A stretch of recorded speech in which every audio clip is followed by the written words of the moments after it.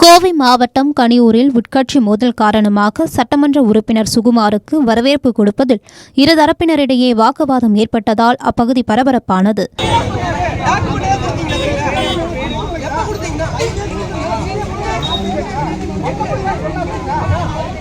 சூலூர் சட்டமன்ற உறுப்பினர் சுகுமார் கனியூர் பகுதியில் பொதுமக்களுக்கு வாகனத்தில் சென்றபடி நன்றி தெரிவித்தார். அப்போது அங்கு திரண்ட தாவேகாவினர் சுகுமாருக்கு மாலை அணிவிக்க முயன்றனர். இதில் அக்கட்சியைச் சேர்ந்த வசந்தி என்ற நிர்வாகியை தாவேகாவை சேர்ந்த மற்றொரு தரப்பு நிர்வாகிகளே தடுத்து நிறுத்தியதாக கூறப்படுகிறது. இதனால் சட்டமன்ற உறுப்பினர் சுகுமார் முன்னிலையிலேயே இருதரப்பினரும் வாக்குவாதத்தில் ஈடுபட்டதால் அப்பகுதி பரபரப்பானது. நீங்க யாரா இருந்தாலும் வந்து மனு கொடுங்க. உங்களோட அத்தனை பிரச்சனைகள் வந்து